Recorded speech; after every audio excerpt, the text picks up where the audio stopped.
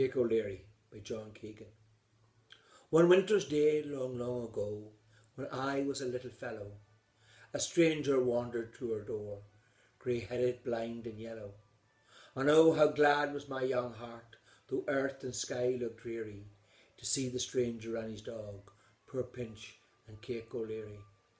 And when he stowed away his bag, cross-barred with green and yellow, I thought and said, in Ireland's ground there is no finer fellow. And Finian Burke and Sean McGee and I, Lee, Kate and Mary, rushed in with panting haste to see and welcome Caoch O'Leary. Oh, God be with the happy days. Oh, God be with my childhood, when I bareheaded roamed all day, bird watching in the wildwood. I'll not forget those sunny hours, however years may vary. I'll not forget my early friends, nor honest Caoch O'Leary. Poor Pinch and Caoch slept well that night, and in the morning early he called me up to hear him play The Wind That Shakes the Barley. And then he stroked my flaxen hair and cried, God mark you, dearie, and how I wept when he said farewell, and think of Caoch O'Leary. And seasons came and went, and still old Caoch was not forgotten, although I thought him dead and gone, and in the cold clay rotten.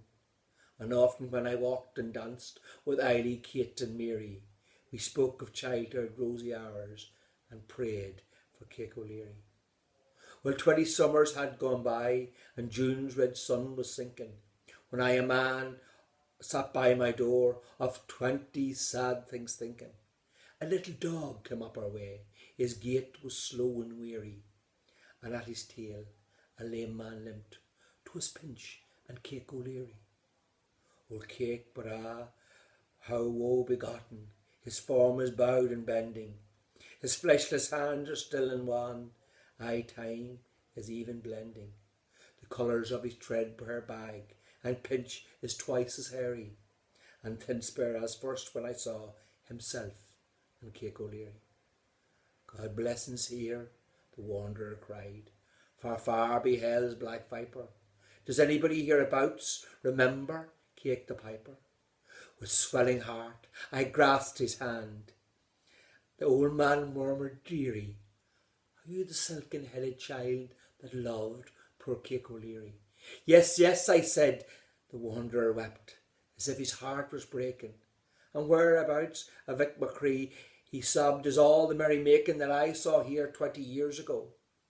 My tale, I sighed, might weary, enough to say, was none but me to welcome Caoch O'Leary. Vo, vo, vo, vo, vo, the old man cried, and wrung his hands in sorrow.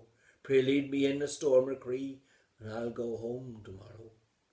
My peace is made, I'll calmly leave, and the world so cold and dreary, and you shall keep my pipes and dog, and pray for Caoch O'Leary. With Pinch, I watched his bed that night. Next day his wish was granted. He died, and Father James was called, and Requiem Mass was chanted. The neighbours came, we dug his grave, near Eily, Kate and Mary, and there he sleeps, his last sweet sleep. God rest you, Caoch O'Leary.